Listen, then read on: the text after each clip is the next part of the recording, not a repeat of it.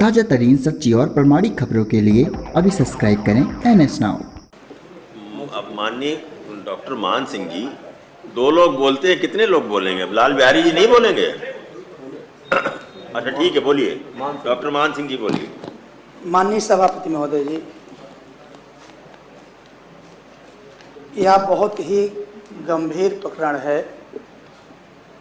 और निश्चित तौर पर जिस देश में यह कहा गया हो कि गुरु गोविंदो खड़े और काके लागों पाए, यानी कि गुरु को भगवान के ऊपर का दर्जा दिया गया है, और आज ऐसे गुरुओं की क्या स्थिति है?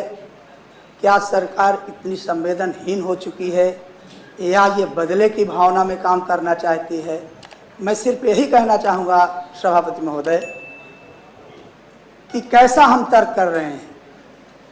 एक तरफ अगर 10 साल कोई वकालत कर लेता है तो उसको अनुभव के आधार पर जज बनाया जा सकता है, और अपने देश में, प्रदेश में जब शिक्षा के लिए कहीं से कोई रास्ता नहीं सूझ रहा था, तो जो गांव का टॉपर विद्यार्थी था उसको शिक्षा मित्र के माध्यम से जिम्मेदारी दी गई कि आप बच्चों को पढ़ाने का काम करें। माननीय सभापति महोदय, ये बड़े दुख के साथ कहना पड़ रहा है कि हम लोग कई बार इस पर बहस करते हैं, चर्चा करते हैं, फिर उठ करके चले जाते हैं, और वही छोटे छोटे बच्चे जो अनाथ हो जाते हैं, 2-2, 3-3, 4-4 साल के बच्चे, जब हम जाते हैं देखते हैं कि उन बच्चों को या उस परिवार को सरकार 1 रुपए का न कोई मुआवजा, न कोई मदद, न कोई सहायता, किसी प्रकार की अगर सहायता कोई कभी दिया हो तो मानवर बताएं। मुझे लगता है कि शायद हम ग्रामीण परिवेश से आते हैं, और मैं देखा करता था कि गांव में जब कोई घटना घट जाती थी तो उस दिन गांव में भोजन नहीं बनता था या उस घर में भोजन नहीं बनता था। अगर भोजन बन भी जाता था उसके गले के नीचे नहीं उतरता था। आज संवेदनाएं कहां ठहर गई हैं? आज एक तरफ मृत्यु का तांडव हो रहा है और हम अट्टहास कर रहे हैं। मानवर, ये दुख का विषय है। एक शिक्षा मित्र अंतरराष्ट्रीय जो जसप्रीत सिंह बांधवा थे, पूर्व प्रदेश अध्यक्ष सूचना अधिकार का, उन्होंने कहा कि ऐसे त्रासदी भरे जीवन को हम अंत करना चाहते हैं, और ये पत्र के माध्यम से उन्होंने कहा कि हम सामूहिक इच्छा मृत्यु चाहते हैं।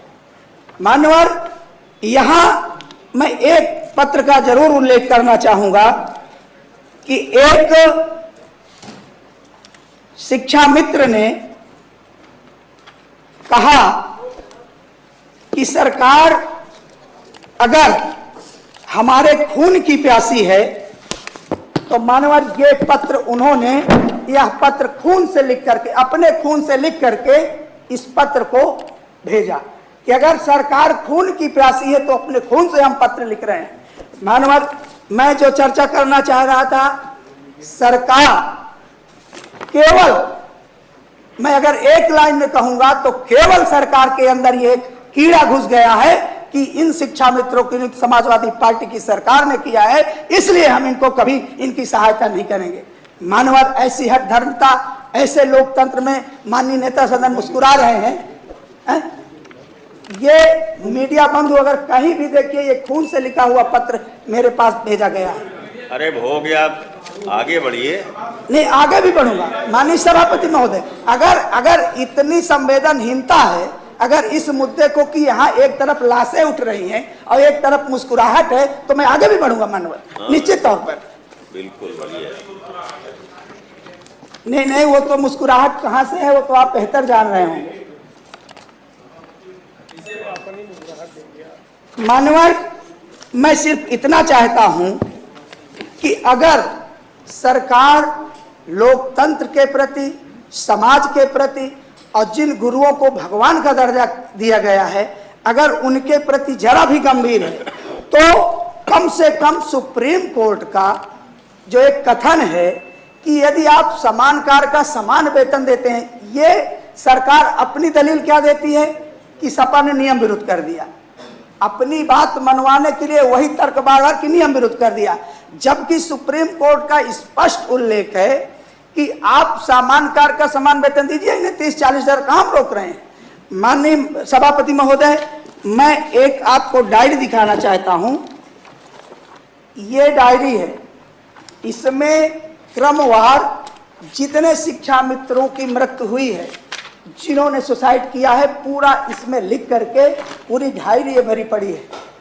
माननीय सभापति महोदय, मैं ये चाहता हूं कि शिक्षा मित्रों के साथ इस तरीके का सौतेला व्यवहार न किया जाए, कि कम से कम उनको इतनी स्थिति उनकी सुधार दिया जाए कि जो आए दिन वो आत्महत्या कर रहे हैं, वो आत्महत्या का सिलसिला रुक जाए। या तो सरकार ये सोच करके बैठी है कि हम शिक्षा मित्रों को एक एक करके इसी तरह अवसाद के चलते उनको हम मृत्यु करने के लिए बाध्य कर देंगे। निश्चित तौर पर इस लोक महत्व के विषय पर मैं सदन की कार्रवाई रोक करके चर्चा कराने की मांग करता हूं।